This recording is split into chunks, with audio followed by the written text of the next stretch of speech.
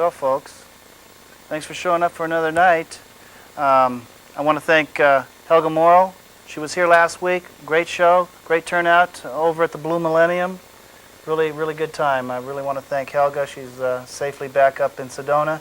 And today, folks, I want you to sit down and really get ready for a good show. Jim, why don't you introduce our guest?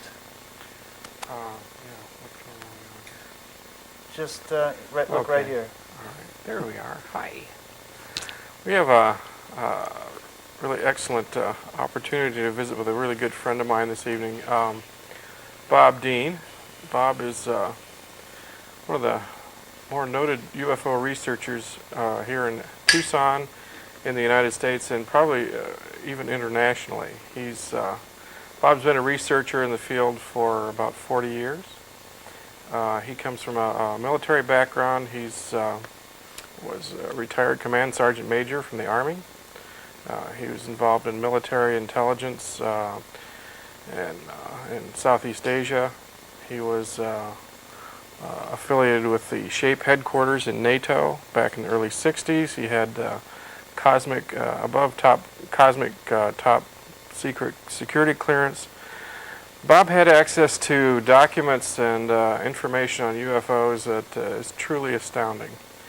And Bob has also been noted here locally over the last few years with a lawsuit that involved the Sheriff's Department, and that has made national headlines and so forth. And it turned out favorably for Bob in a legal sense. I think without any further ado, I'm just going to turn this over to Bob and say, welcome aboard. We're glad to have you here. Glad to have you, Bob. Well, thanks for inviting me. We had Wendell Pleasure to be Stevens here with us not too long ago, and the two are our two favorite UFO researchers from here in Tucson. It's just really a pleasure, and it's an honor to have such noteworthy people on our program. At my age, it's a pleasure to be anywhere. Thanks very much. I appreciate that. Oh, you're welcome. Listen, Bob, golly, there's so much to cover with you. I think for starters, let's talk about how you got involved with UFO research, and what triggered it for you 40 years ago. And well, I think it's important, Jim, if I may, to clarify something. As most of you probably know, I was a professional military man for most of my adult life. I always thought of myself as a rather hard-nosed skeptic. I was curious about the phenomenon. I was interested in what appeared to be going on in the world, but I didn't have a lot of information about it. And so I was a curious skeptic about it. But I was not involved in the New Age movement at all, and I was very hard to convince. And while I was in the military, I was trained as an intelligence analyst. Mm-hmm. And even though I was interested in the subject, I really was not convinced that there was any real truth to it until I was assigned to SHAPE headquarters in 1963. And SHAPE is the acronym for the Supreme Headquarters Allied Powers Europe. And I was assigned there in 1963 outside of Paris with a cosmic top secret clearance. And I had access to a study that was underway. And when I saw this thing and began to realize what it was all about, what it involved, and I realized for the first time in my life that the UFO matter was not a joke. It was not a fantasy. It was not science fiction. It was all real. And I must tell you that that exposure to that information and the study itself, which I read practically, I'd almost memorized it, literally changed my life. now there were events that precipitated this study. Now this wasn't just a random study that the hierarchy in NATO just decided at some whim to get into UFOs. That there were events happening that precipitated this study. You're correct. There was a whole series of events that triggered this thing initially. In the late 50s and early 60s, there were massive flyovers over Europe of what appeared to be large, metallic, circular objects flying in formation over Central Europe, coming out of the Soviet zone over the Warsaw Pact area, flying over France, Germany, over the English Channel, and they would always turn north over the English Channel and disappear off of our radar over the Norwegian Sea. Mm-hmm. Well, these objects, which were apparently and very obviously under intelligent control, caused a big stir. As you know, back in those years, we and the Soviets were facing each other across the Cold War line there with the divided Germany and all, and we were, both of us, armed to the teeth. And we found out that the Soviets, for a long time, thought that these objects were ours. And for a while, we thought that these objects belonged to the Soviets. And here we are with our fingers on the triggers and staring each other down. And Air Marshal Sir Thomas Pike, who was the Deputy Supreme Allied Commander of SHAPE headquarters at that time, determined that we're going to have to find out what this is all about. This can't go on. We and the Soviets are going to end up shooting at each other someday, and we'll trigger World War III, and we can't let that happen. So the Air Marshal instituted this study in 1961. And General Lemnitzer, who was the Supreme Allied Commander of Europe at the time, who was the man I worked for, gave his approval. And they began a study that took 3 years to determine really what was going on here. And when that thing was published in 1964, and I had a chance to see it in its final form, I was stunned. Because, as I said, literally the information in that study changed my life. I stopped being just a curious skeptic, and I became aware that it was all true. Okay, now this study was called the assessment, correct? Yes. They started off by giving it a title called An Assessment, to assess what really was taking place. It had a subtitle, An Evaluation of a Possible Military Threat to Allied Forces in Europe. It became known as the assessment later on. And I found out recently, within the last year and a half, that it still exists, that it's still classified cosmic top secret, and it's still in the files. Let me ask you something, Bob. You said it was published. How many people in the world at that time had access to it? You said that you saw it, you had a cosmic top secret. How many people actually had the cosmic top secret? Well, at SHAPE headquarters, there were quite a few. I would say probably there were 300 or 400 people. Was it a need-to-know type of a thing? Oh, definitely, yeah. I mean, The document said that on the front. Just because you had cosmic top secret didn't mean necessarily that's that right. you had access to it. What's important to know is that they only published 15 copies. That's what I was going to know. Yeah, and there was very limited distribution on this thing, and there was a definite need to know. You just couldn't walk in and take it off the Now, shelf. this was also sent to the U.S. I mean, you were in France at the time? Well, what it was originally done when it was completed, and the general approved it, and Lemnitzer signed off on it, copy number 1 was given to the Secretary General of NATO, who was in downtown Paris at the time. Copy number 2 went to General Lemnitzer's desk, and copy number 3 came into the Operations Division, where I worked, in a place called SHOC, Supreme Headquarters Operations Center. That was the operational use copy, and that's how I got access to this thing. Copies were given to the French military commander, to the German military commander, to the Italian, to the Danish. All of the major military involvement at SHAPE headquarters got 1 copy. Okay, so what was the conclusion of the assessment? What, UFOs are just totally bogus, or No. there was something really going on here? As I said, it changed my life. Let me give you a little brief background on the conclusions. The study itself was approximately 1.5 inches thick, but it was supported by 6 to 8 inches of annexes. There was this much material available that backed it up and included studies, analysis, photographs. It was an amazing piece of work. I was impressed by it. I had been involved in work of this kind before, but this was one of the most complete, comprehensive studies I have ever seen. During the 3 years of the study, they had farmed bits and pieces of this out to some of the top people in the world. They had an annex on history, and I'm talking about ancient history. The history of the UFO phenomenon goes back a long, long time. There were annexes on atmospheric physics. There were annexes on psychological impact and studies. There was an annex on the theological implications of this study, which was one of the most interesting to me. The fact that the implications for the human race are mind-boggling. But when the thing finally came out, there were about 4 major conclusions. And I'll try to remember these if I can. The first one was that the human race and the planet Earth has been under an extensive, detailed survey and analysis by several extraterrestrial civilizations for a very long time. Now that is a mind grabber in itself. The conclusion reached this study that this has gone on for not only hundreds of years, but perhaps thousands of years.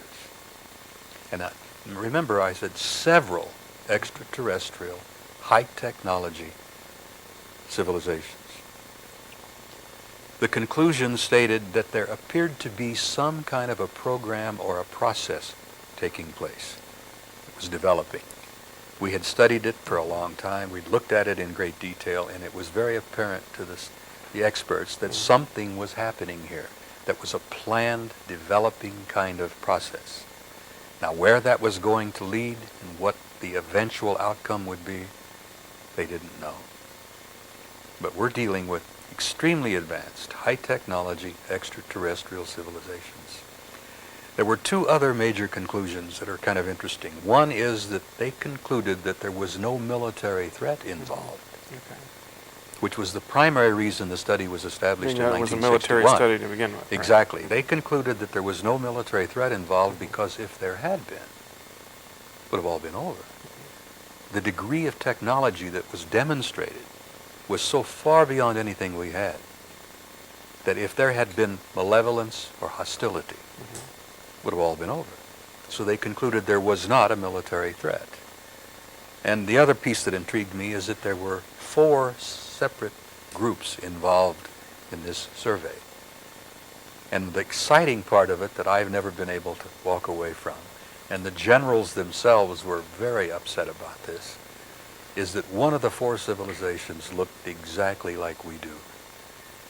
That means that they could put on a coat and a tie or a dress and sweater and sit next to you in an airplane or in a restaurant, and you'll never know the difference. Or even more disturbing, they could walk down the halls of the Pentagon. Well, that's what disturbed the generals at SHAPE headquarters. Right. I want to break in here a minute. Sure. Bob, how many, you said they made the decision or they decided that it wasn't a threat. Who are they?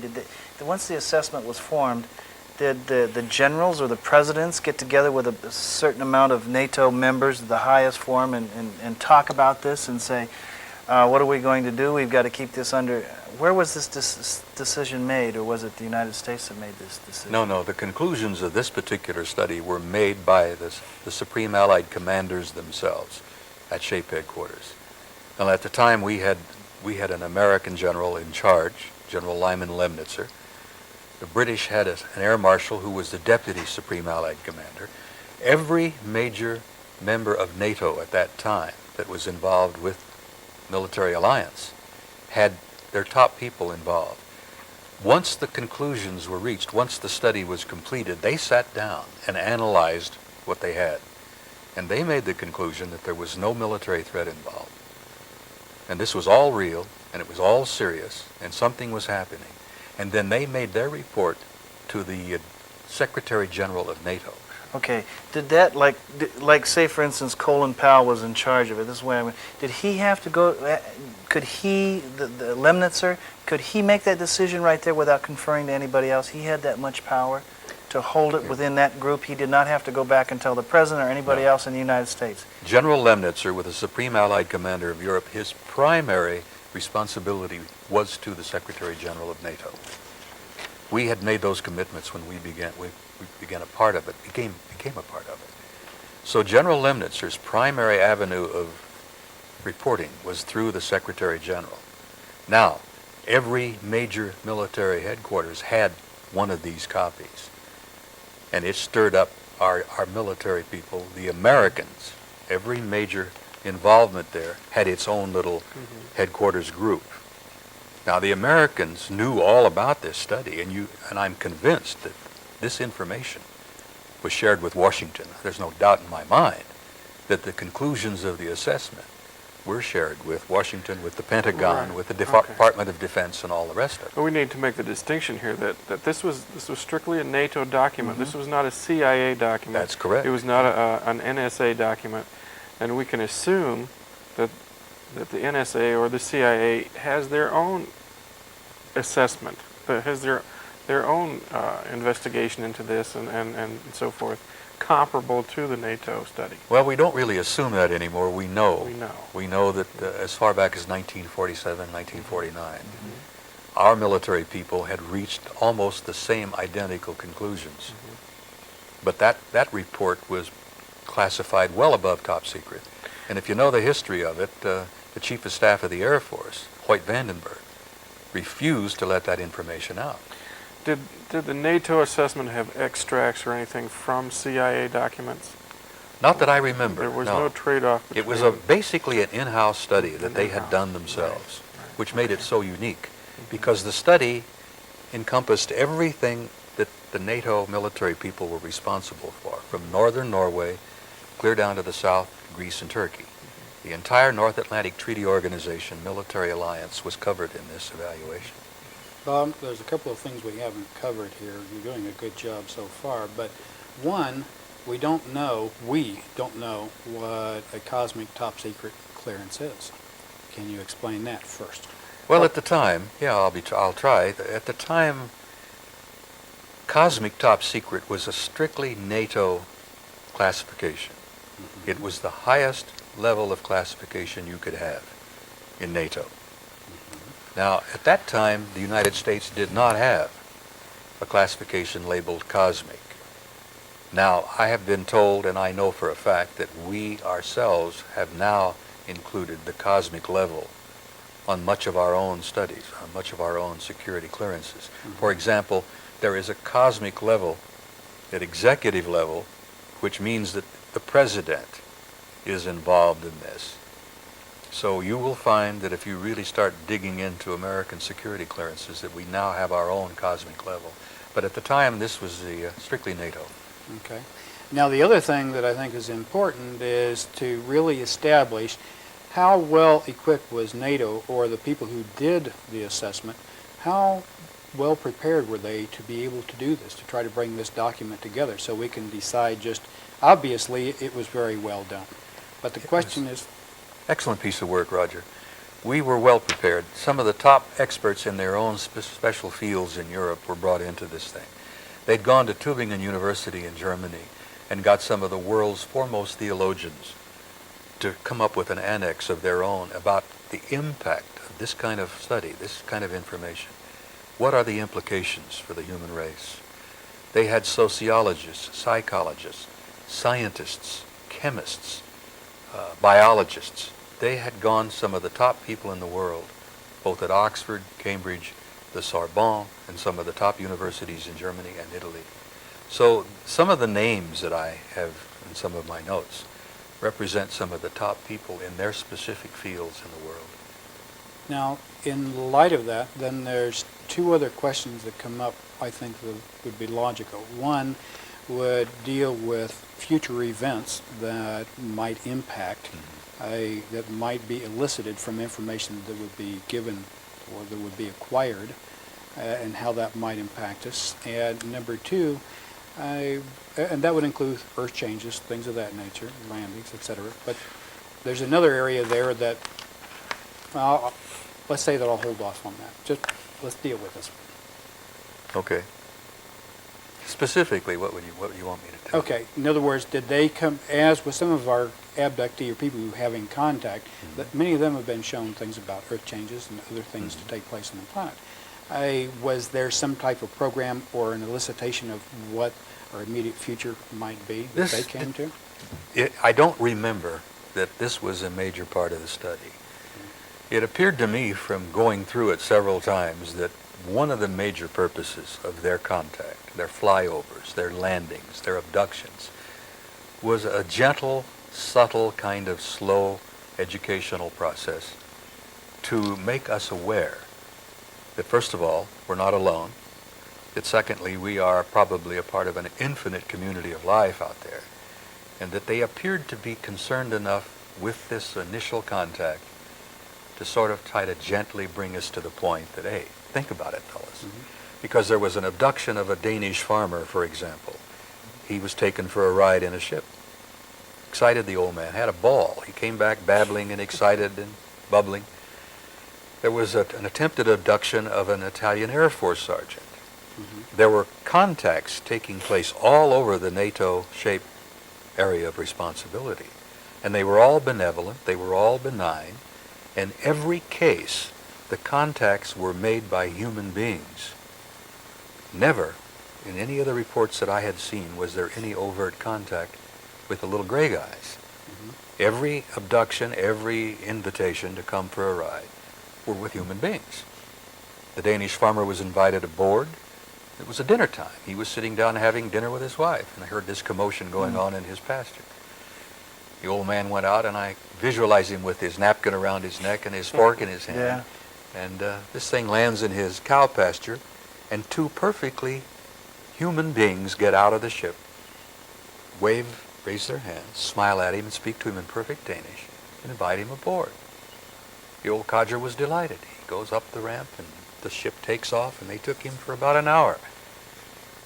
There was case after case after case of that, where they apparently were trying to tell people that there was no threat involved, there was no fear here, there was no hostility here. It seemed to me at the time that they were trying simply to let us know what was going on. Bob, during this is going on in the early 60s? These reports began back in the late 50s, but they weren't really put together in any kind of a form. They didn't start collecting the information until 1961. Okay, now you got military collecting these things. Yeah. We're right in the middle of the Cold War. Exactly. I mean, we've got, within 2 years, we've got missiles coming to Cuba. And, you know, I can remember being in, I think, the 6th grade or the 7th grade at the time. Everybody's talking about bomb shells. We're going through air raid signals and everything else. With this type of information that the Pentagon or military has, did they ever use it as a weapon? Russia must have had the same type of information. Could they have used it as a weapon saying, look at guys, look at what we know here, and we're working with these guys, and see what we've got, see, you know, these guys are on our side. I mean, military seems to use everything as weaponry. You know, they try to find things to better themselves and use it as a weapon. I think if I had that type of information, I would try to either blackmail countries or... Yeah, I understand what Do you you're see what I'm saying? Yeah, the military being primarily... That's my concept Yeah. of the military. Maybe it isn't.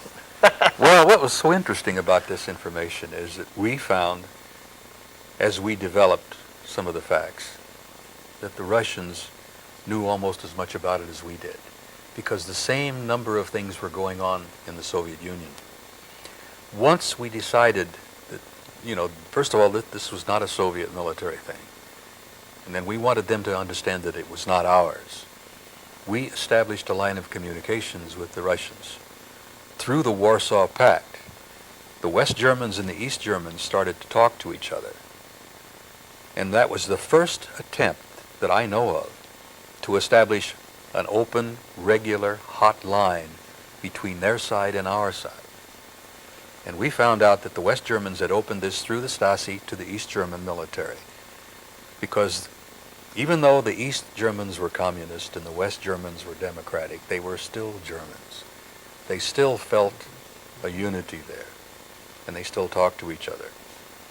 They opened a direct line, and we learned from that direct line that the Russians were as concerned about all this as we were, and they had had landings, they had abductions, they had had some crashes and some retrievals.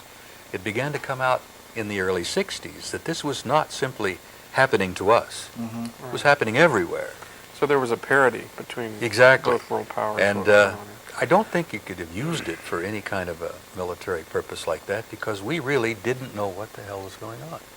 Who are these people, and what are they really doing here, and what is their purpose and their goal? We didn't know that. Well, if you could share with us a little bit, once this study was completed, what was the impact of this study on the generals in shape in NATO headquarters? Well- like Lemnitzer, for example, how did he react to this? General Lemnitzer was a very strange man. He was a brilliant man, very quiet, very soft-spoken, never said very much.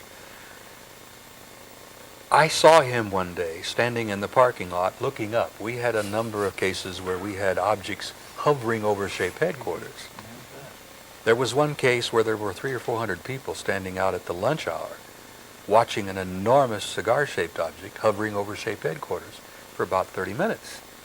I happened to see the old man at the same time, and he was looking up, and he looked around to see who else was seeing it. And my God, People were having lunch, the clubs were going, people were coming and going. Just at that hour where there were a lot of people out there, the old man looked around and saw everybody else looking up. He smiled, nodded, says, "It's one of them, all right." Interesting. Now but there were other generals and so forth. Well, there high-ranking was officers who didn't respond to well. There was one case that I remember intimately, and it was kind of sad. The American air deputy at the time was an American four-star general by the name of Robert Lee. And he was an old friend of Curtis LeMay. They'd gone to school together. They were both cigar-chomping men. They were both strategic air command people, bomber pilots. Robert Lee was a tough, gruff, old pro. When he read the study, it had an impact upon him that was profound. His aide told me, he said that the old man was shaken. And I got to know the general relatively well because his kids and mine went to school together. The general lived in a villa and I lived in a little house right down the street from his villa. But our kids rode the school bus together to the Paris American School. The general's aide said when he finished reading the report, he had his blouse open, he'd thrown his hat across the room and he rubbed his head and he said, "My God, do you know what this means?" This is a general who had such pride in having helped win World War II. We defeated the Germans, we defeated the Japanese. We had missiles, we had rockets, we had nuclear weapons. We had satellites. Well, we had the biggest stick on the playground. We had the biggest stick at the time. Russians had a pretty big one, but ours was bigger. Ours was bigger, right. The fact is that the general read the study and he said, "You know what this means? Everything we've got, everything we have ever done means nothing. The technology that was demonstrated there, the fact that there were several groups involved from somewhere else, that they had capabilities so far beyond anything we had, that it was a very humiliating kind of experience for the general. It was humbling. And here's this tough old bird who had great pride in his strategic air command and his bombers and his pilots and his fighters, to look at this kind of technology and said, "My God, everything we have is meaningless." And that was a very profound impact. I happened to see that firsthand, and it had a similar effect upon a number of other top people. It's a very sobering kind of reality here to come to terms with what this means. And then we find out that of course, is one of the major reasons why they've kept the lid on it all these years. Many of them do not feel that the average American, the average human being, is really psychologically ready for this kind of knowledge. Now, was this brought up, did the assessment come to this conclusion also that we need to keep the security lid on this, and I mean really screwed down? In the 50s and the 60s, we had the Robertson panel, we had the Condon report, which were both our government saying that, you know, we have to keep a lid on this and we have to do whatever we can to ridicule and make this a subject that the public is, you know, stays away from. And we have to do whatever it takes to make that, you know, the end result. Was something similar, was a conclusion similar to this? Once an intelligence agency or a top military headquarters makes a determination that a top classification, for whatever reason, has to be placed upon a subject, and it's that high a level, cosmic top secret, they make the determination this has got to be kept eyes only. There's a limited distribution on this sort of thing, and only very few people really should ever have access to this.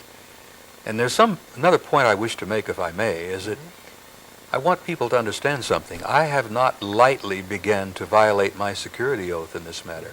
I was a loyal Cold Warrior for all of those years. I believed in security, I believed in military classifications, I believe in my country and my Constitution. And I kept that secret for a very long time. And I'm still keeping secrets that I have never divulged, that I have had access to, information that I know about. But this matter with the UFOs is so important in my view that I am purposely taking a risk here to divulge what little I know about it in hopes that other people who've had similar assignments, who've seen similar bits and pieces of information, will agree with me and come out and start to talk about it. This is really a duty, Bob. It's from a citizen standpoint. It's really, what you're doing is really fulfilling a civic and citizen's duty to his fellow citizens, and it's not a matter of breaking an oath. In other words, what they're doing, quite frankly, it's a citizen's responsibility to make those decisions. I agree with you, Roger. Military. Yeah, So, that's exactly why I'm doing what I'm doing. I know. I feel that it's not only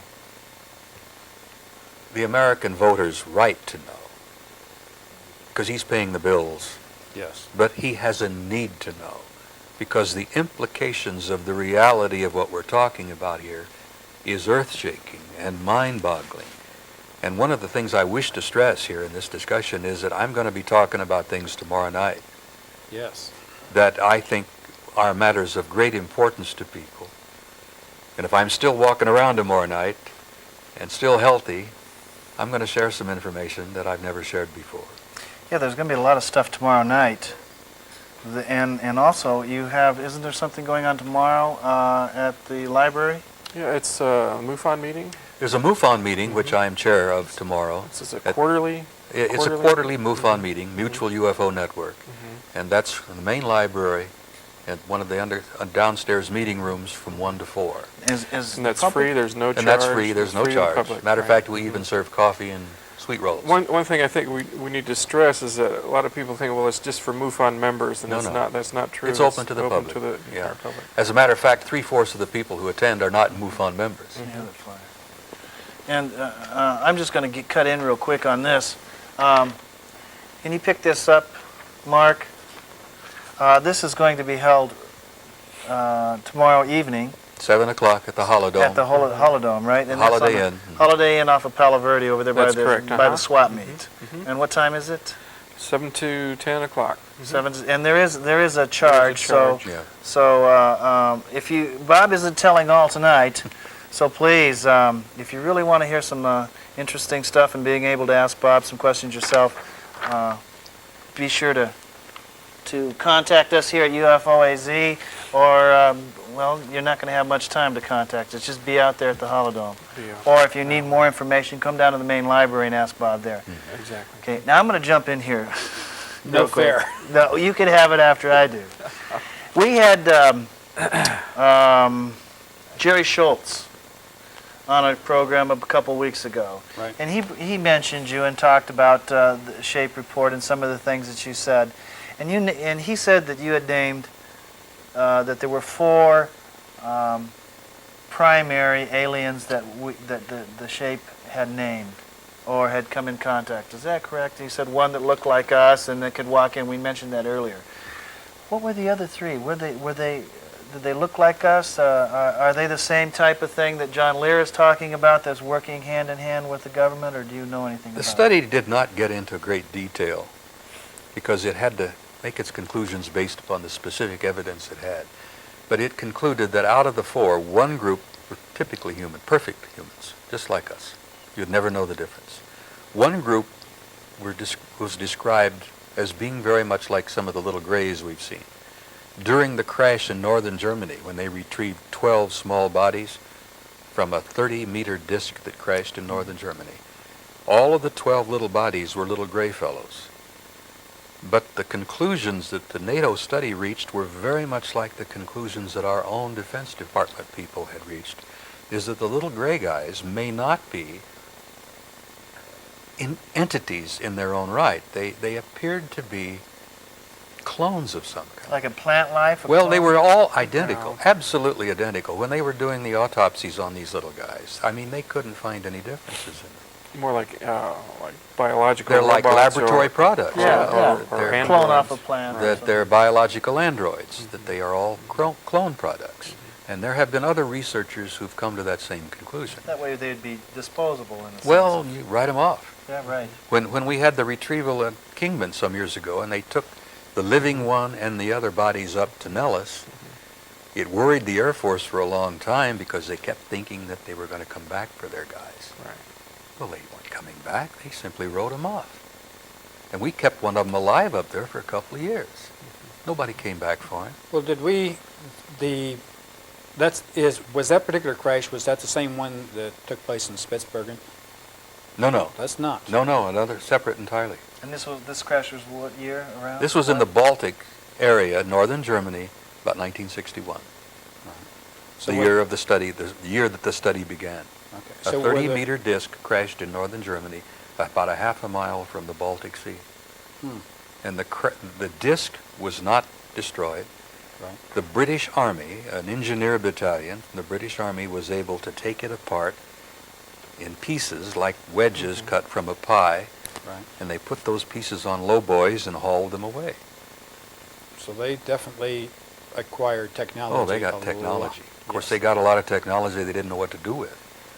Not getting. How do you back engineer something like that could be 1,000 years ahead of you? Sure. It's not easy. Not getting away from his question, because I don't want to lose track of that. We do want to identify the other groups, but what about the Spitsbergen crash? What was aboard that one? Grace. Grays also. Okay, fine. The Well- shape study did touch upon that it appeared interesting and unusual that in the crashes, and there were several, that in every case, the retrievals involved little gray bodies. Never in the study that I can remember even touching upon did they ever mention that human beings crashed. How convenient. Okay. Well, now we've kind of Two types. two types, the grays and the humans, or human-looking. Well, Two down, two to go I'll back. share with Yeah, you sure. what little I know here. I'm not going to hold forth as an expert, because I'm not, and I'll be the first to admit that to you. Well, I'm trying to get to this, One group appeared to have a reptilian That's where I was capability. going with Now, let me explain something. The study, the assessment, stated that they were all humanoid. Now, they all had 2 arms, 2 legs, 2 eyes, apparently 2 ears, a mouth of some kind, although there were variations. But they were all humanoid. There was one group that appeared to be reptilian, in that the pupils of their eyes were vertical, and their skin appeared to have Scaly. a scaly kind of effect. Now, Color? these people had been seen, but they were not bodies in crashes. They were people who had been seen and photographed. Now, the other group were humanoids, but they were very tall, very large. And I don't know, they don't have any hair. They sometimes run as much as 8 feet tall. And they have round faces, no hair at all. But they're humanoids. Now, they couldn't sit next to you on an airplane without you wondering who the hell that was. Unless he had a basketball in his lap. But that was the 4 separate groups. The large humanoids with no hair, the little gray fellows with the large heads, the reptilian group, which are about human size, 5.5 feet, 6 feet sometimes. And these have been seen all over this country by What law about skin enforcement people. color, texture, whatever? Do they look that much like us or different from us? What do you With know the about them? reptilians? Yeah. Well, they look different enough from us that you wouldn't be able to look at one without being shocked by it. Have you ever noticed when we had Mr. John Lear on the show about 2 months ago, and Roger interviewed him quite extensively in Phoenix, and he brought up a point.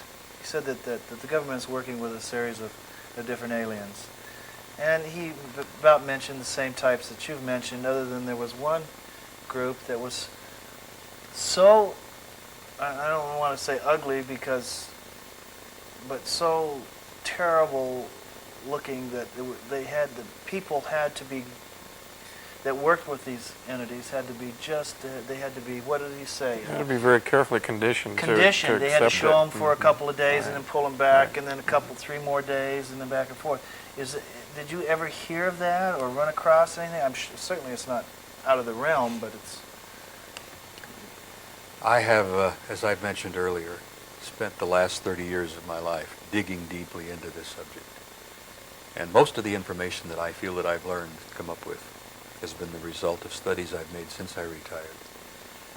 I still have friends in low places. I still have a couple of my old cronies who are still working for an organization at Langley, Virginia. and another one at Fort Meade. And these guys chair with me once in a while. They let me know a little bit off the cuff, so to speak.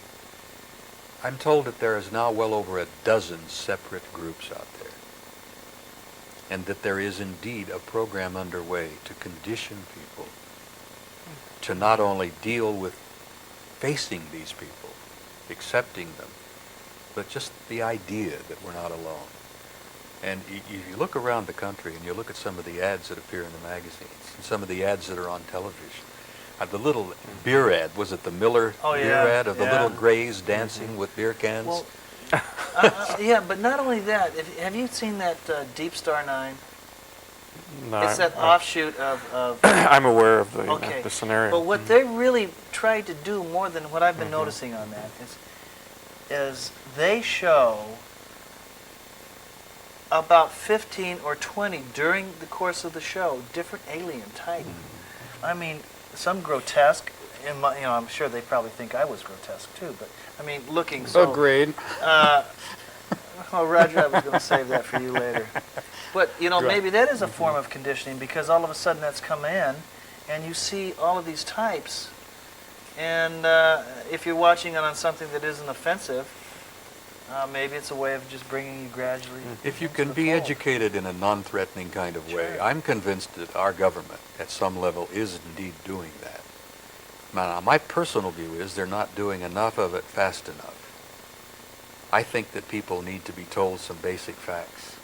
And I think that can be done. I think our government could come out and say to people, look, we've known for some time that we're not alone, that we're dealing with extraterrestrial intelligence. And they apparently are not threatening. And we just want you to know that. And we're going to let you know information, bits and pieces as it develops, but it's not something to get all hysterical about.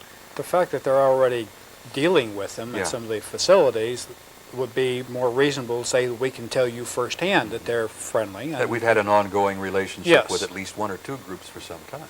That's right. There's a lot of scuttlebutt going back and forth on the computer. With regard to what you're saying, Ted, really in all honesty, the people really debate this stuff and the value of what's being said, the merits of what's being discussed on these programs, and they bat this stuff back and forth at some depth. And we're talking about on some of the more serious...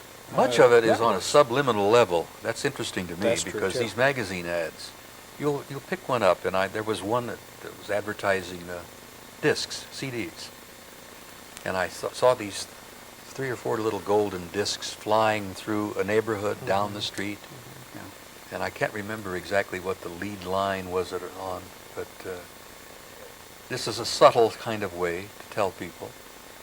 It makes an imprint at a deep subconscious level.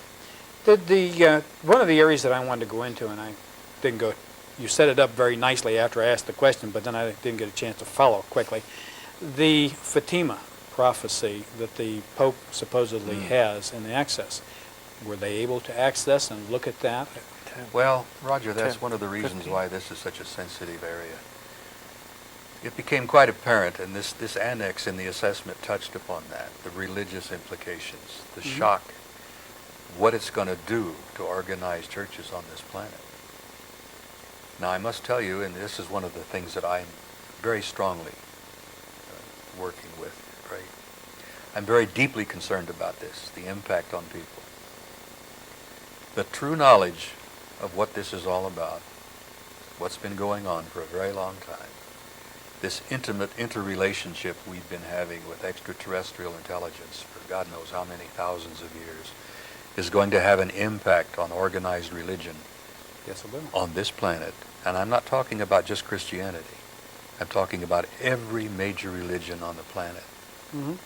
And that's the thing, that's one of the major things that our government and all of the leaders of the world are worried about. What is it going to mean to people if you find out that the basis for almost every one of our major theological philosophies has come from somewhere else? Just think about it. Yes, Ted, go ahead. During the report, when you said that it was brought to all the major heads of NATO during this period of time, did they ever take the final report and go up to the Pope Do you know this? Or He was ask not on the Paul? distribution list. I mean, All I can- what was he brought I in? have a need to know. Well, I didn't need to know. I'll tell you something I'm worried about this type of a thing. that I've concluded myself after many years of study, is that the Vatican knows a lot more about what's been going on than you would imagine. I'm sure they have their own I've discussed UFOs with Jesuits, and they're among some of the most well-educated people in the church. Yes. And I've talked intimately with Jesuits about this subject and the religious implications. And many of them agree with me that we know about it, that it's real. We've known about it for a very long time. And there even are people in the church who realize that what happened at Fatima and Garabandal and many of the other Right. so-called holy religious experiences were UFO experiences. Mhm. Now, the implications here are literally mind-boggling, earth-shaking. I mean, this is one of the major points that I've been trying to make over the years, and I'm going to stress it tomorrow night. You go beyond the hardware, the reality of that. You go beyond the fact that there are extraterrestrial intelligences here. We know they're here. They've been coming. We got evidence. It's overwhelming. That's right. But the subject that intrigues me the most, that I'm really trying to stress the most, is the spiritual impact. What it means to the human race. The fact that we are not alone. The fact that we are not threatened, that there is no major threat here. That we're going to come to a point very soon, and I'm saying sooner than most people realize, Right. where this is all going to come out. And the spiritual implications, in my view, are 99% of it. And that's been probably the most important thing, because it's been stressed by so many of these different cultures, especially the ones that look like us, that have had direct contact. And they've talked about this all over the world, that they have stressed the spirituality, the development of the spirituality of the consciousness of the individual. Every major religion on this planet, Roger, if you go back far enough and you study the details of how they began, tell essentially the same story. Whether it's in Buddhism, whether it's in Judaism, whether it's Hindu or Christian, it doesn't matter. You go back to the beginnings, the same essential story is told by every one of the great religious founders of those religions. Jesus of Nazareth said essentially the same thing that Krishna said in India. Right. They almost were reading from the same text. As a matter of fact, if you compare some of the works in the Bhagavad Gita, it's almost word for word from some of the statements that the carpenter from Nazareth gave at the Sermon on the Mount. Now, this is no accident, and this is no coincidence. We're dealing with some very important information here, and it's time that we pay attention and grow up and address this. Go ahead, Jim. I'll let you have room. Okay, just to digress into just a little bit different area here. Getting back to the assessment and its impact on the military officials and so forth. As I understand the military, when it is confronted with a technology like this, it's not inclined, to throw in the towel, so to speak, and say, well, you've topped us, there's nothing more we can do. We have seen proliferation of black budgets, black programs, secret development projects. We've seen films of SDS-48. We see what appears to be Star Wars weapons testing. We hear about Site 51 in Nevada and the Bob Lazar scenario. We hear about alien exchange with military and so forth. Is the military, and through your understanding and your contacts through military intelligence and so forth, are we trying to get on par with this kind of technology so we're not, bringing up the rear, so to speak? I mean, understanding the military mindset, it would seem to me that it would be top priority to get on par with this kind of technology. Well, yes, you're right, and it is. And one of the reasons why the cover-up was so tight initially was not just the sociological and psychological impact upon civilization, the military mind being paranoid, basically, not being humble people, and I speak from experience, I spent most of my adult life in there. Yes, they look at things as a threat. They say, well, we've got to get a handle on this technology. We need to know this ourselves. And that's still going on. There are military people involved in these studies and this research who want to know as much as some of our visitors know. So this is another component for the It's another need for component. public secrecy Exactly. across the board. Jim, if the American people knew what we have done ourselves in the last 25, 30 years, they wouldn't believe it. Our Right, own right. technology has made strides that are just beyond Star Trek. I mean, there's stuff you're seeing on these programs, these science fiction programs, that we literally are able to do. Well, I know we spoke with John Lear, and John Lear's shared with us that the Star Wars project that our government is deeply involved with was never intended for as anti-missile weaponry against the Soviets. That there's a completely different intention It was indeed. for the Star Wars project, and that and he said that Star Wars was complete and in place as of 1984. We've got technology that's workable right now. To give you an example, you may have heard this from other sources. We worked out problems of fusion over 7 years ago. We conducted a sustained fusion reaction at Los Alamos over 7 years ago. Now, the American taxpayer who paid for that research has never been told that. You realize what a hot potato fusion is, what it's going to do to the oil companies and the automobile industries. To give you another example, we've had a workable particle beam weapon for 15 years. And our military guys, many of the people I've talked to, have seen it work. A workable particle beam weapon. Now that's part of the Star Wars thing. That can bring a satellite down just like that. It can bring a spaceship down. It can bring anything in orbit down. But it's not that good on some of the technology that still exists out there. We only have about 6 minutes left in the Okay. program, but I want to go into something too. I want a couple things. You just last year, 6 months ago, you went to Germany, and during that period of time, did you happen to check on any of your old buddies that maybe were living in the NATO or in Germany or Italy, and see if anybody else was willing to? You said when it was published there was 40 people that knew about the assessment. Could you ever find any of them and have them come out and say the same thing with you? Or have they said it in Europe and we haven't heard about it? Well, let me tell you this, that there are things being said in Europe in the newspapers and on the press that never get said over here. And this is something embarrassing to me, because when you find out that some of the European press is more open than our own, that's a little hard to deal with. Mexico, too. Yeah, I Right know, across I the know. border. The Germans, the Italians, the French, the British talk about things more openly than we do. To give you one tiny example is that famous incident where the entire Soviet general staff, the air defense staff, had a big major UFO hovering over their headquarters for over an hour. 300 or 400 people watched that. The generals, the Soviet marshals, had MiGs flying above it, under it, around it. It was in the major newspapers all over Europe. Not one bit of that got into the American press. Not one peep. Tell the viewing public when this was. Well, this was last summer. Yeah. Okay. And I you think know, that but- we don't have a controlled press in this country? That really frosts me, I must be honest with you. I'm trying not to use some of my old military terms yeah. here, but that really bothers me a lot. I learned things in Europe that I hadn't known before.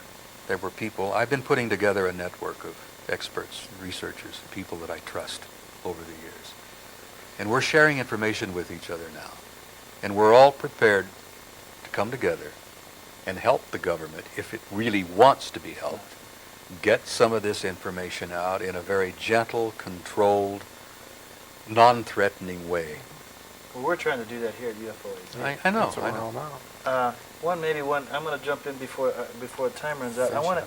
You also just came back, and you'll briefly, because I think you'll go over this tomorrow evening, but you just came back from Washington, D.C. also.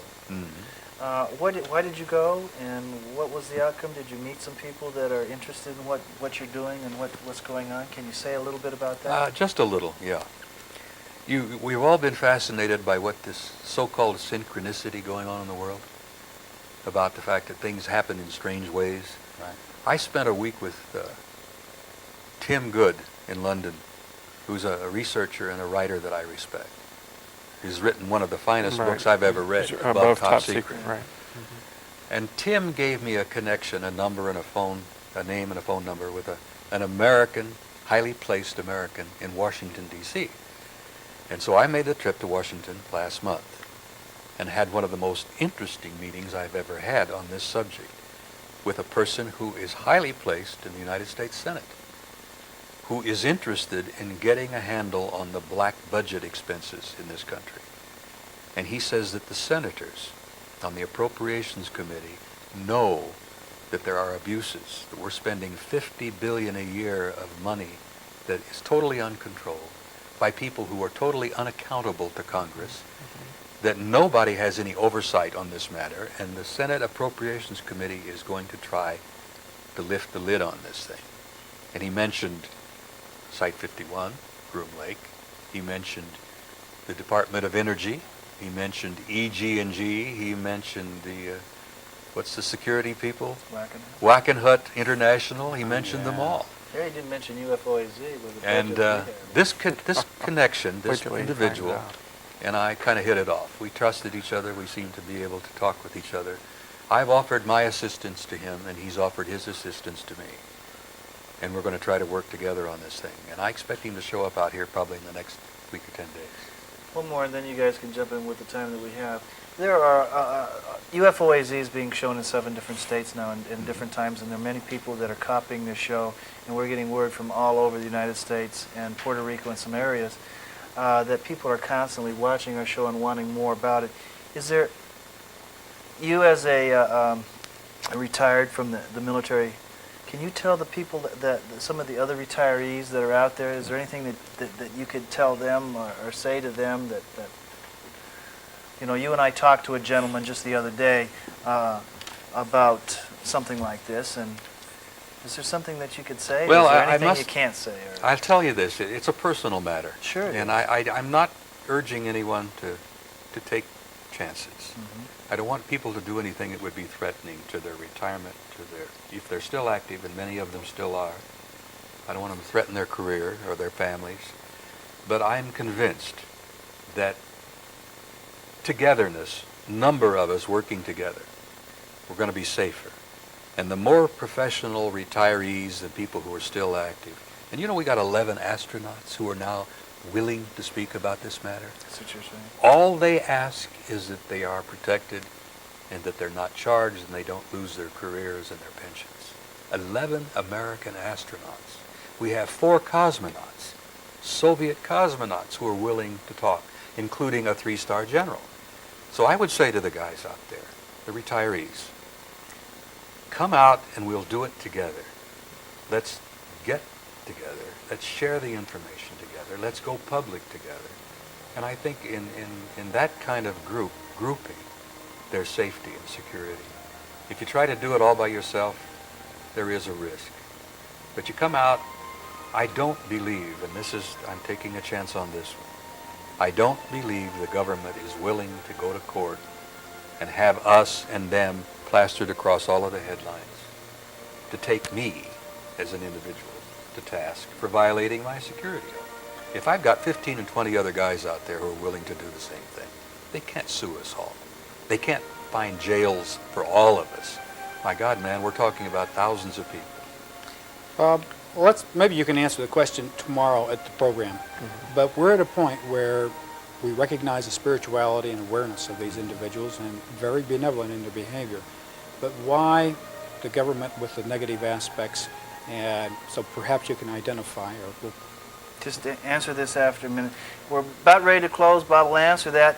Please come over to the library tomorrow at 1 o'clock, 1 to 4, main library, and come and see Bob at the Holodome. Right. From what time? 7 o'clock? 7 to 10. 7 to 10. Okay, go ahead, and if you would, answer the question. What was the question again? The I'm question is the comparisons between the spirituality aspects and our seemingly